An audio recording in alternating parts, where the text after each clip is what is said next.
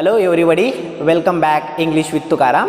This is me Tukaram and today I have a new word, vacillate. How to pronounce? Vacillate. Let's learn what is the meaning and how to use in the sentence. The vacillate means unable to decide. Write down.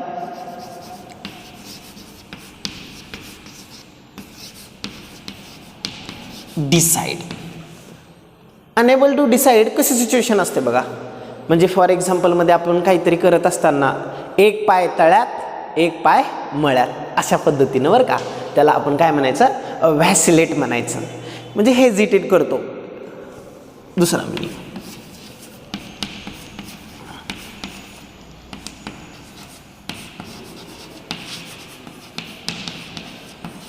In the choice of opinion or courses.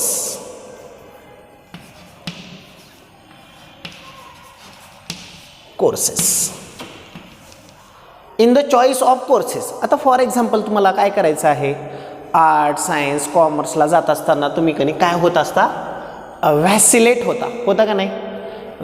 आर्टला घेऊ का admission, कॉमर्सला घेऊ, कुठे घेऊ काही समजत नाही. मग त्यावेळेस ती जी परिस्थिती असते ना, त्याला आपण व्हॅसिलेट म्हणतो. काय म्हणतो?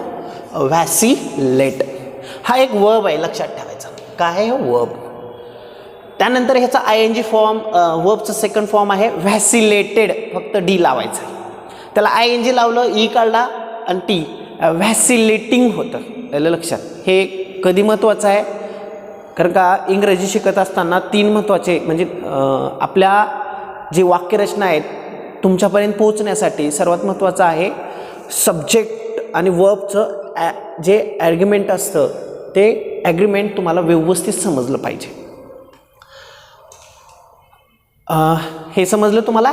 व्हॅसिलेट म्हणजे एक पाय तळ्यात एक पाय मळ्यात. आता वाक्य बघूया, how to use in the sentence. बघा, आय ऑलवेज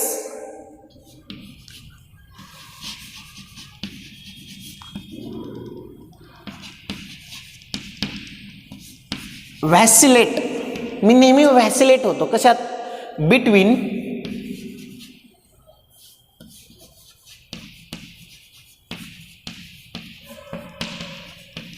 बाइंग फ्लॅट और प्लॉट. बघा, मी काय होतो, I always vacillate between buying a flat and plot. आता जनरली ना तुम्ही कधी व्हॅसिलेट होता सांगतो मी.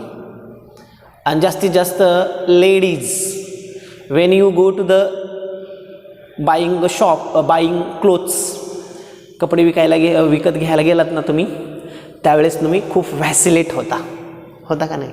म्हणजे घेऊ का नको, एखादी साडी बघितली त्याच्यापेक्षा दुसरी साडी बघितली, या पद्धतीनं. आणि मी ऑलवेज बघा, when it comes to select any dresses, जेव्हा ड्रेसेस मला निवडायचे येते ना, त्यावेळेस आय स्टार्ट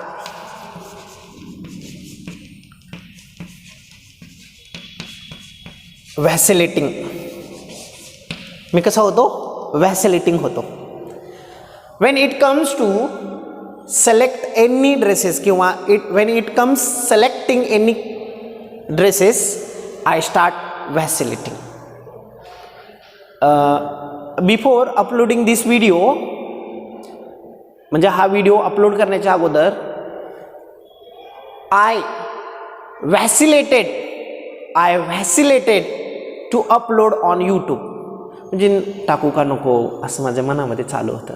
व्हिडिओ अपलोड, भीती वाटत होती बरं का.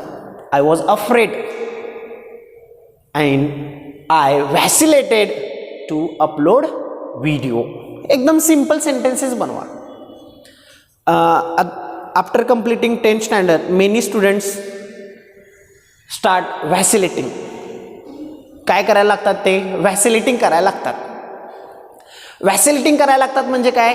एक पाय तळ्यात एक पाय मळ्यात. चौका नको. आलं लक्षात? आता मी तुम्हाला अजून काही सेंटेन्सेस देतो, त्या सेंटेन्सेसच्या माध्यमातून तुम्हाला समजेल.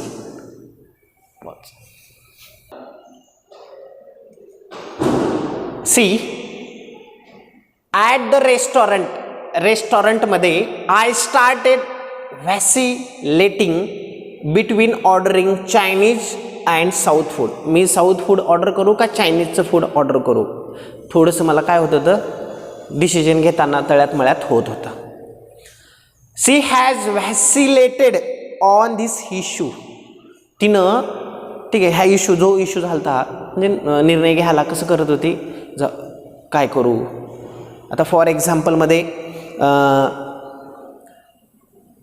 If you have opportunity join big unit, so you should never